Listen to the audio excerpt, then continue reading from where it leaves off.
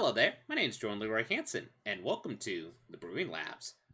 On this show, I decided to test out a really peculiar deck I decided to tweak on. I'm not going to say the deck is perfect, but it is actually kind of an interesting deck design that I was working on. It was a deck I was actually working on with a stream that someone encouraged me to try to do, and I decided to tweak it a little bit more. It's kind of like a hodgepodge deck. It's a combination of the Draw 2 deck archetype with a combination with the Reanimator archetype. I pretty much took those two decks, smudged it together, see what happens. Now, for those who don't understand what the Draw 2 archetype is, there's a lot of cards that came from the Throne of Eldraine set that allows us to have beneficial synergies if we decide to draw 2 cards. Specifically, Improbable Alliance is our main card for this. Improbable Alliance, whenever you draw your second card each turn, create a 1/1 blue fairy creature token with flying. I've seen a majority of decks, their main purpose is they also use another card that's not in this deck, but Ironcrag Pyromancer, and what they essentially do is they draw 2 cards, get tempo, try to get a wide board, and then go in for lethal. That's not how our deck is going to be going out in this case. We're actually going to use the fairies for a morbid perspective. We're kind of using them as potential sack fodder, potentially. So I'll go start out the deck. Essentially, we have Lava Coils in as our 2-drop. This is just our good removal in the deck. We have seen a lot of aggro. Discovery Dispersal, that's our draw 2 card spell for this deck. Mostly because I know Frill of Possibilities is probably a lot better, but I actually like Discovery a lot better in this deck design because the Surveil on this is really, really good. It helps us to get our Reanimator targets into our graveyard. And we're mostly wanting to generate the tokens on our turn rather than the end of the opponent's step, so that's the primary reason. Improbable Alliance, we're generating tokens either to use as chump blockers or just use as ways for sack fodder for our cards like Cavalier Knight or Blood for Bones. Brazen Borrower is in there, it's just a good tempo card. It also can be used as a sack fodder as well to help sacrifice 4 Blood for Bones, but it also just can be a free 1 flyer, which can be very aggressive.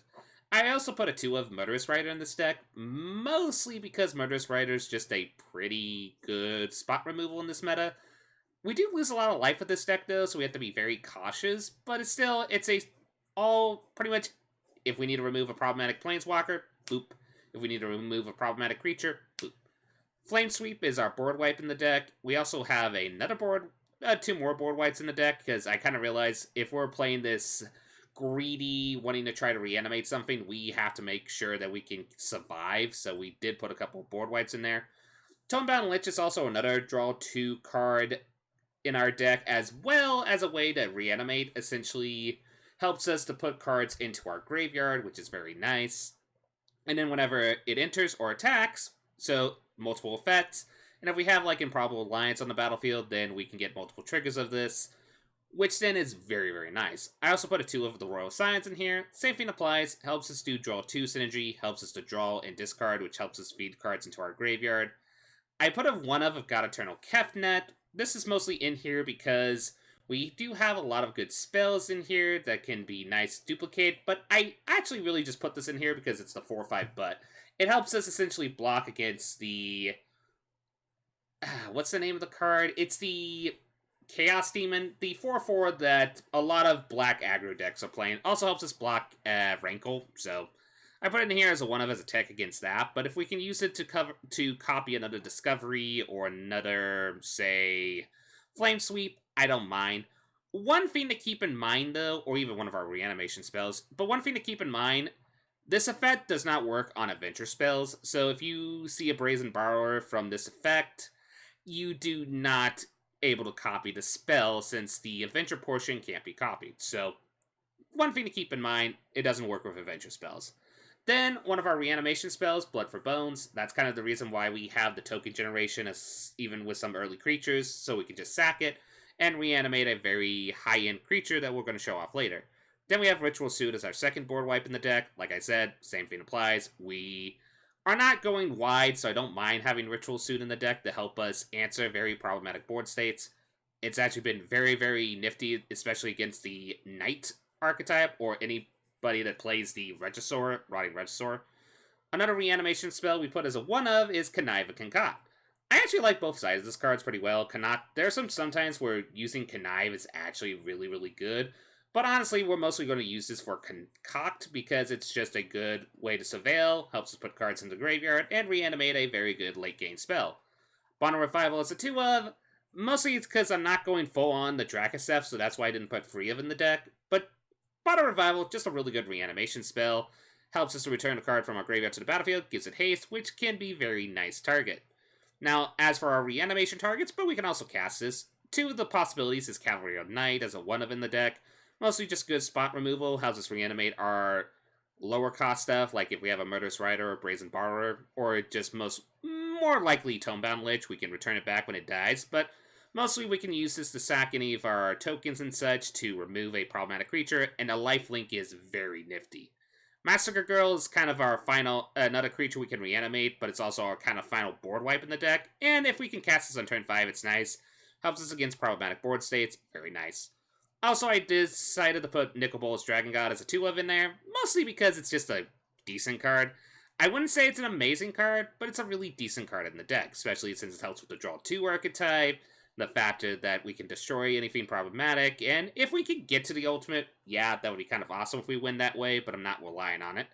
Then our reanimation targets, which is Agent of Treachery, Dracossef, and Villas Broker of Blood. Which Villas of Broker of Blood is just a fun reanimator target because it does help with the Draw 2 archetype, since you technically will draw 2 cards thanks to the effect. And just, it's a good card draw engine. So, awesome card. Agent of Treachery, we all seen this in Simic Lamp. We all know what it does. It takes one of our more juicy targets that our opponent has and snatch it. Dracossef, same thing applies here. It's just a good target that if you give it haste, swing in, do a bunch of damage to a board, and wipe it. Now, the card I decided to test as a 1 of in the deck, just out of curiosity. I know this is going to sound counterintuitive, but just hear me out on this. Cauldron of Eternity. 10 black and black for legendary artifacts. Costs 2 less for each creature card in your graveyard. Whenever a creature you control dies, put it on the bottom to own this library. But it has a reanimation effect of 2 and a black, pay 2 life, return target creature card from your graveyard to the battlefield. And yeah, we can only activate this ability as only any time we can add a sorcery, but this is a sorcery speed deck, so we don't mind. Now, the one counterintuitive thing that people might think of, wait, we're putting cards in our graveyard, but when it dies, it doesn't put it back in the graveyard, which kind of makes our reanimation spells kind of pointless to some extent. Here's the way I'm looking at this. I feel like this is a card that just is a good value engine late game if we're going against controlled matchups. Because if we're going to get to the point that we are using the Cauldron of Eternity for reanimation spells, to reanimate something that just, like, died recently, or even if when it dies and goes back, I feel like we're late enough in the game that drawing into it, we can recast the spell without a sweat, and let's say if it goes to the graveyard for any other means, I don't know, like, if we're doing a lot of drawing and discarding like we are, we can just use this as a quick way to reanimate something. Like, we can, let's say we have, Villas dies, shuffles into the effect, we're able to draw into it thanks to our draw engine with this deck design. Then we can just draw him, discard him, and then just use Cauldron of Eternity to reanimate him if we don't have a reanimate spell in hand. Like I said, I don't think this card is perfect for the deck, but it's kind of a nice, fun, let's experiment, see what happens, and do some funny shenanigans. Our land base is kind of simple. It's 2 Castle Vantages, 1 Island, 1 Castle Locthrain, 1 Swamp, 1 Mountain, 4 Watery Grave, 4 Steam, 3 Temple, 4 Blood Crypts, and 3 Fabled Passage. Honestly, if I'm being completely honest, what I kind of want to do is actually go down a Fabled Passage and then just put in another Temple. I might actually do that real quick. You know what? Actually, I changed my mind. Mostly because with my experiments with this deck before the recording, the Fabled Passage has not been as effective in this deck as I thought it would. It's still a good card, but there's just sometimes where you draw into it and you actually draw your free basics and it's just a little awkward. So maybe going as a 2 of is probably a better idea. Anyway, as standard, we're going to try standard rank, as well as try best of 2. I'll go to the sideboard once we get to the best of 2 of match, but for now, we're going to play a 1-on match, kind of show how the deck works, and just have some fun shenanigans with it. Potentially. It depends on what matchup is, because there are definitely some matchups with this deck where it's kind of silver bullet-y. That's kind of the summary of this standard at the moment. If someone gets your silver bullet, then you're in trouble. Anyway, I'm going to mulligan this. we do have Fabled Passage, but we have just 2 red-blue lands. That doesn't work with the Murderous Rider or anything of us, so no. A lot better hand. We have multiple black sources. We can just put one of the Murderous Riders back into our deck, so I don't mind that. We're going to put this down first. That way, then, we can play Watery Grave, put down the Improbable Alliance, play the Royal Scions. It's actually one of our better starting hands, to some extent. Okay, so it looks like Cavalcade Red. Honestly, if we just draw into one of our board whites, we should be fine, but we have to be very cautious, because they can deal a lot of burn damage pretty quick if you're not careful. But the best part is they're red. They're most likely, from what it looks like, mono red, so we don't have to worry about enchantment hate, so that's nice. So yeah, they're Cavalcade Red. So they're going to deal a few points of damage to us. Owie. So then we're just going to play this. We're going to play our Royal Scions out. We're going to dig into our deck.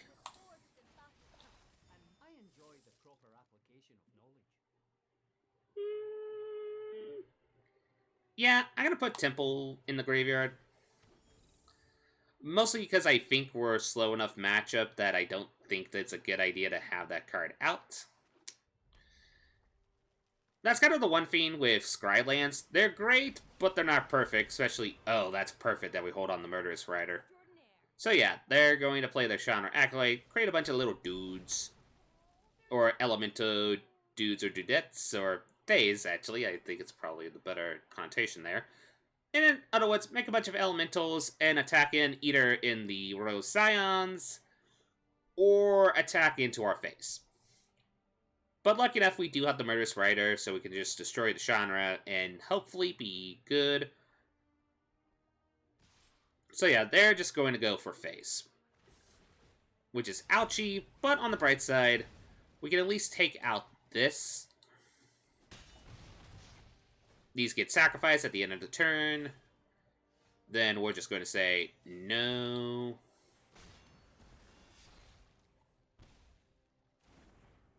We're still having to be cautious because we are at 8 life.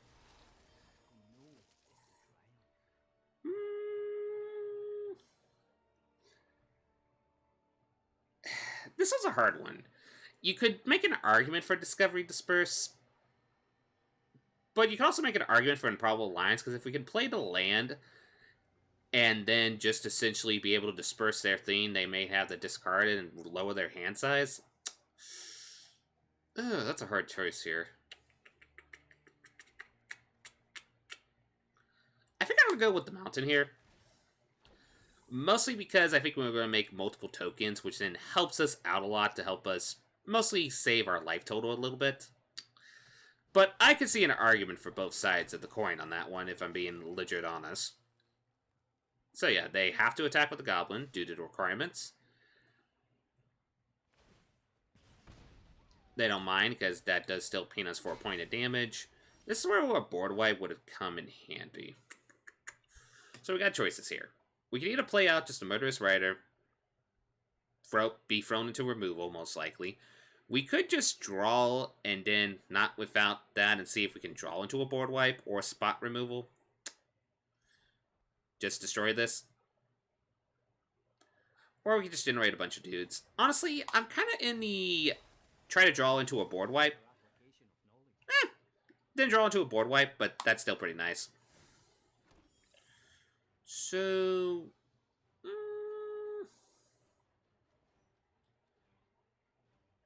okay, I think I'll play this out. We won't play out the Improbable Alliance yet, because I don't really want to go to that low of a life total. You have to be very cautious at 5 or 4 or such, because, you know, shocks and all that stuff, so...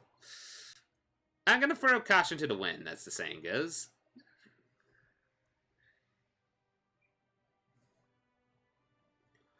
On the bright side, we do have the Royal Scions essentially at their potential for ultimate, so... okay, they're going to go with the Exile clause on that. Fair enough.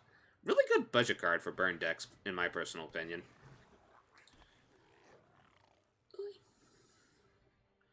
So are they going to attack me or attack the Royal Scions? That is the interesting question here. Honestly, I could see an argument for both.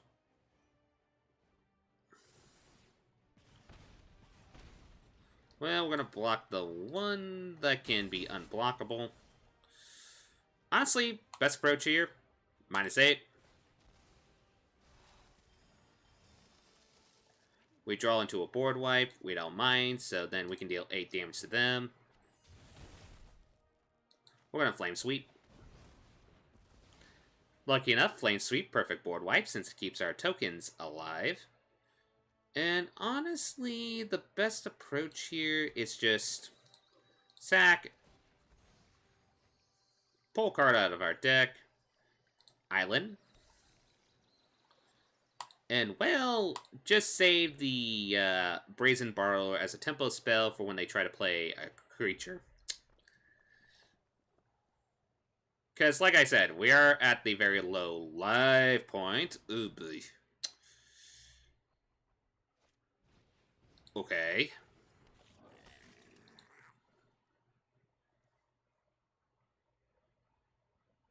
Yeah. Bye-bye.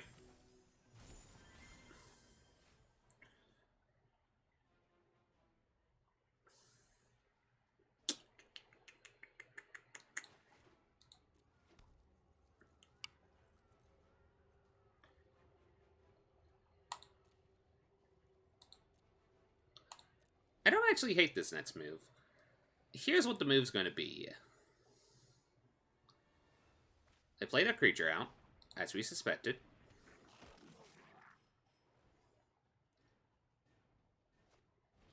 They play a light up the stage. Okay, we're going to have to add on this. Actually, no, we don't, because these are just exiled, and you can't... Okay, we don't have to add out yet. Okay.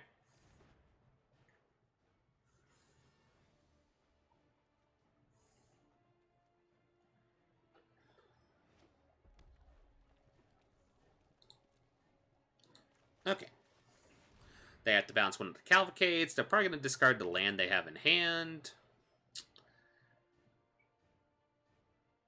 That's also one thing why I like Discovery and Dispersal a lot, just for this little tempo play here, if you get late game enough to do it. Okay. That actually is not bad. The fact that we made him do that, actually pretty nice. And we have enough mana to play another Improbable Alliance, and then we can just play a Tonebound Lich. Yeah, we can discard a land. Create some fairies. We might actually be winning through the typical way you have to win with draw 2. Go wide. But hey, at least we have a backup plan if we draw into one of our reanimation spells. When worst case scenario, Dracosept gets the job done.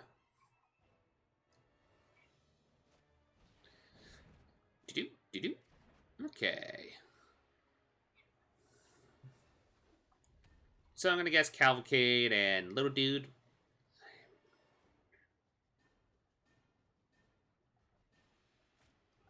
Little Dude. And, oh, just a Little Dude. Okay, I see that logic here.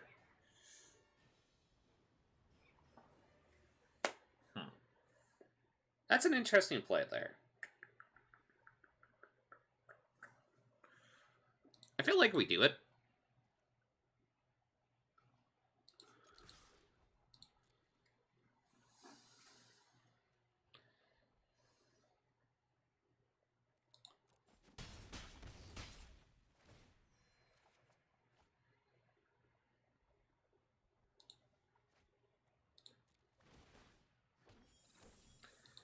Then, ba-doop.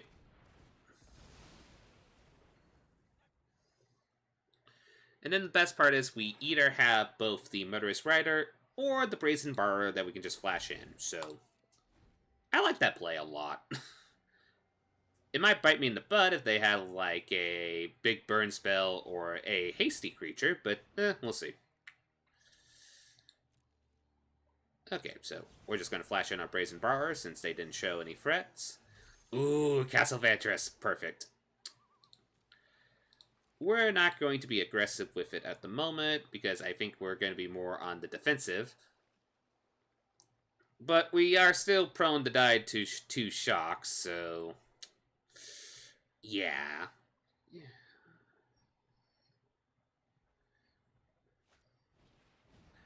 Okay, fair enough. That's still a really good budget option for mono red decks, I will say that right off the bat. Okay, so we're going to just scry. We don't need a temple. We don't need a blood crypt. There we go. Reanimation! Track yourself. And go for lethal? Awesome sauce! Boop. Do-do. That felt amazing.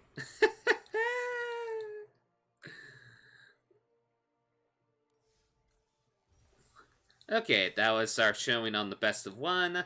Now let's try it in traditional standard play. So we're going to change the deck. It's always a tricky thing when you change the mode. You have to find your deck within this, so...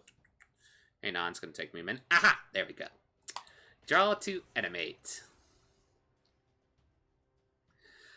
I still like this deck, even though I wouldn't say it's a competitive deck, per se. It's just mostly just kind of like a funny shenanigans deck. Especially if you can reanimate one of your nice high-end creatures. You could definitely be more consistent in trying to go, like, other way, like, either go into the Draw 2 archetype or go into the Reanimator archetype. But I feel like this hodgepodge has some synergy. Not, like, amazing synergy, but still, I think, decent synergy. Anyway, so... yeah, we're going to keep this hand. We get a nice lava coils, we got flame sweeps, and if we can get into it, we do have Nickel B, so... let's see what our opponent's playing. Also, I do like this cryptic command, Ultimate Sleeve Art. Yee! Shiny! Shiny! Okay, this is where I kind of show my little impulsive self sometimes. Okay, so they're playing potentially red-black. It could be anything. Could be aggro, could be control. We have to really wait and see. It could also be Jun food. I'm smelling Jun food. So, yeah. Sorry, kitty.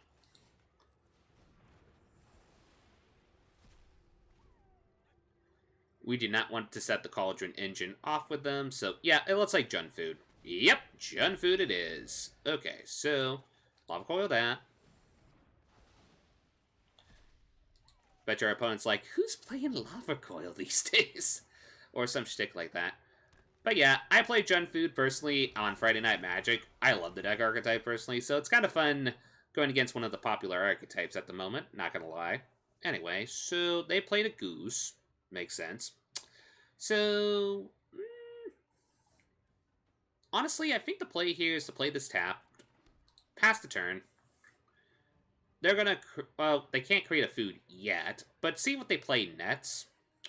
Because if they play like a Corvold, then we could just bounce it with Brazen Borrower. If they play like another cat and such, and like smaller targets, smaller creatures essentially, then we could just Flame Sweep, just keep the board in control.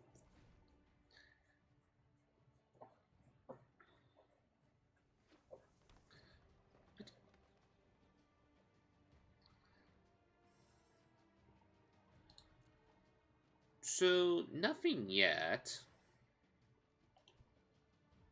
Do I just want to Flame Sweep here? They didn't show a threat, so sure. Take out the goose. They're going to make a food. Good sack target. That may have been a little bit preemptive, but I figured better be safe than sorry. So we get this. We can draw into Nicol Bolas next turn. That's actually really nice. So 1, 2, 3, 4. Yeah, we can play Nicol Bolas next turn. So I think the play here is we're going to put that on bottom. We're going to play our Improbable Alliance. If our opponent's playing any enchantment removal, they're playing enchantment removal. We'll see. But we have Brazen Borrower such just in case they play like a Corvold this turn, or a threat that we cannot answer. Massacre Girl. Okay, so that's a threat. But is that a threat worthy enough to bounce? Honestly, not really. So we're going to play Fabled Passage, crack it. Play a Mountain. I think we'll just play the Nicol Bolas out. Mostly I'm doing this to fish out the Murderous Rider, because this list does like to run Murderous Rider. Great option for the deck. Mostly I'm just playing Nicol Bolas out, fish out the Murderous Rider if they have it. It looks like they don't have it in hand, so we're just going to take advantage of that. Draw.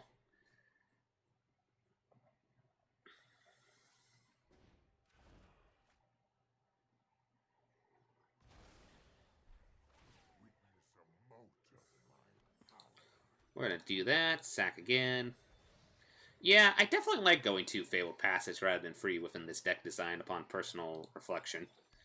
Anyway, we're going to play a Tonebound Lich. Worst case scenario, we just discard a land, or we can maybe discard one of our Reanimator outlets. We'll see. Nah, but I do like Castle Vantress, so we are keeping that. And we're just going to pass the turn. We do have to be cautious, though, because one thing these lists do love to run is they could just have the Casualties of War, so yeah, I think we just better be prepared for that. If you're playing against John, or you're playing against Kagari, you just better just suspect Casualties of War, so does our opponent have it? They're looking at the creature. Mostly you can tell with when you see them multiple targets of stuff, but I do feel like they were holding on to Casualties of War. Yep. Some fiends you just have to suspect. So, honestly, what do we do here? I feel like this sounds weird, but I'm actually going to bounce their food. Mostly just because if they draw into a breadcrumbs, then they can't find multiple ways to dig into their deck, so to speak. Oh, that's nice. So, we're going to do that. And we still have enough mana if we want to scry, or just flash in Brazen Borrower if we think it's necessary. I'm also doing this just in case if they get Kolvard, then they would have to sacrifice their land, which then will make it very awkward to try to do a Casualties of War again. But they might just have 2 Casualties of War in hand, and then they do it again.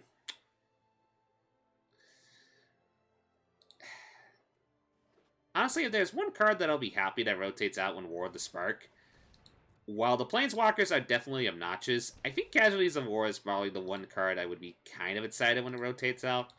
Just way too effective of a board wipe, in my personal opinion, but take that with a grain of salt as you will. Anyway, we're going to play the Royal Scions, because why not? Now, the problem is, yep, that's the one problem with the deck. When you get to the point where you have only, like, no cards in hand, you do get to that little awkward point where, oh, hey, you want to activate a draw a discard effect, and then you discard something you might not want to discard. That is kind of the catch-22 of the deck. It almost makes me tempted to put in, like, a... Well, no, I don't think Leyline Anticipation would work, because you still have to discard something.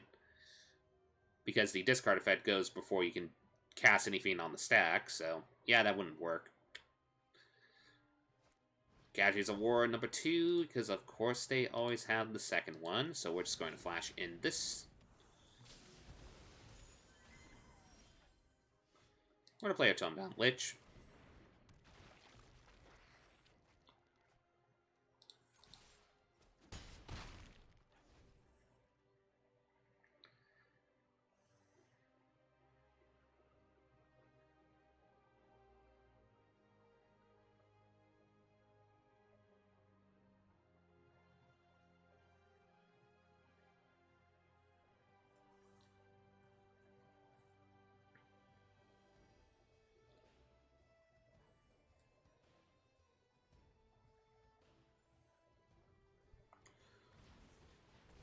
There's the giant.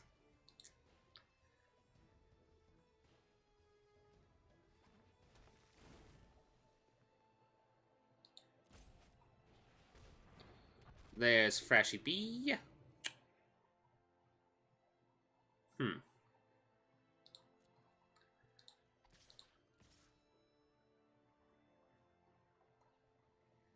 You know what? I'm gonna offer it. If the opponent wants to trade, they'll trade. If they don't, they don't.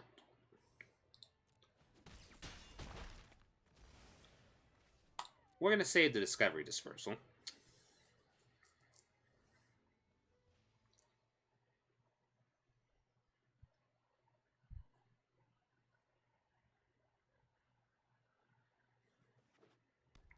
They play the land. They play the big dude. We'll bounce it. They're probably going to discard this card unless it's like a Corvold or something.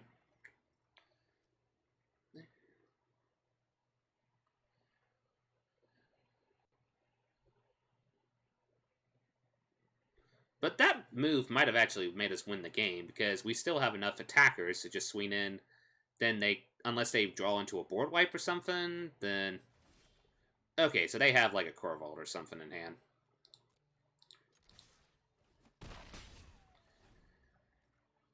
The only reason why you don't discard that is if you have like Corvold or something. I will say one clever thing our opponent does is destroying our swamp sources. So that we can't get the Nicol Bolas out consistently. That was actually probably a really good play from our opponent.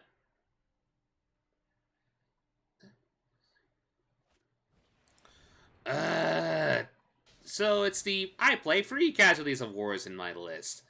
And like I said, as salty as this is, the factor that they're targeting the swamps is actually really clever for our opponents since they saw us play Nicol Bolas. So I can't really be mad at good plays, but it's frustrating, especially when you have this in hand. So how much mana do we have? 1, 2, 3, 4, 5, 6. Not enough that I want to have it in hand. I'll just say it like that.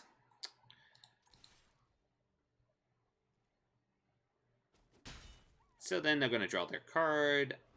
No, okay, I guess... Oh no, that would actually be not a good idea, especially at their current board state. Okay, Frashy B, and... They're going to try to draw into a removal.